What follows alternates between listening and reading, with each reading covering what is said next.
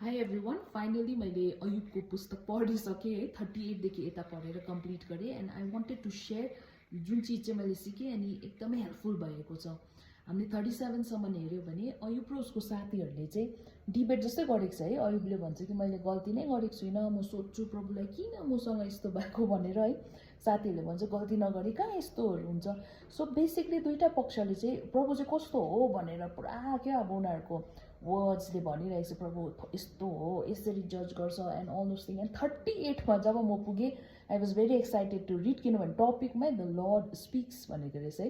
अब प्रभुले बोल्छ अनि प्रभुले फर्स्टमै भन्नुहुँदो रहेछ चाहिँ यो मान्छेहरू चाहिँ को हो कि उनीहरूलाई नलेजै बिना बोलिरहेको छ उनीहरूले मेरो बारेमा है, मलाई जज गरेको छ जस्तै।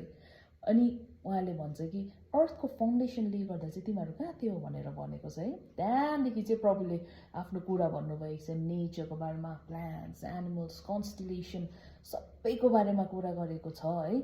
अनि त्यहाँ कति टिम गर्न सक्ने एनिमल्स है, अनि उनीहरूको नेचर, एनिमलको इन्स्टिङ्क्टको बारेमा, अस्ट्रिचको धरि कुरा गरेको रहेछ त्यहाँनिर है। अनि यो कुराहरू हुँदै गर्दा जोबले भन्छ है प्रभु मैले फर्स्ट तपाईँलाई क्वेसन सोधेँ, एन्सर पाइनँ, सेकेन्ड सोधेँ पाइनँ, अब थर्डदेखि चाहिँ म सोध्नु सक्दिनँ, मुख बन्द गर्छ उसले दुईवटा हातले, किनभने God is so huge, unimaginable. अनि हामीले चाहिँ बक्समा हाल्ने ट्राई गरिरहेको हुन्छौँ, प्रभु यस्तो छ, प्रभु यस्तो छ भनेर है। Just look at the plant, एउटा टाइनी प्लान्टै हेऱ्यो भने पनि त्यसको भित्र के छ साइन्स है, यति अमेजिङ छ जुन चाहिँ अब हामी सोच्नै सक्दैनौँ। तर हाम्रो प्रार्थनाको उत्तर नै नआउँदाखेरि नै हामी गनगन गर्न थाल्छौँ है। अनि यो किताब पढ्दै जाँदा मलाई एकदम राम्रो इन्ट्रेस्टिङ लाग्यो। अनि अन्तमा एन्डमा चाहिँ गडले रिस्टोर पनि गर्छ है।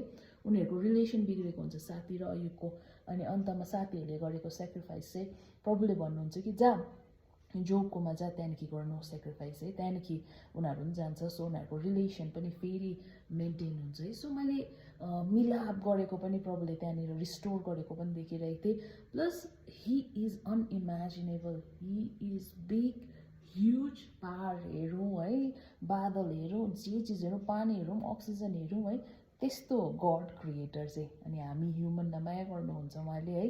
अनि हाम्रो दिमागले चाहिँ हामीले उहाँलाई लिमिटेसनमा राखिरहेको हुँदो रहेछौँ है। सो मैले धेरैवटा चिज सिकेँ यहाँ। बेसिकली प्रभु पनि अझै ठुलो रहेछ भनेर सिकेँ है, and that was so comforting. So I just thought of sharing it with you.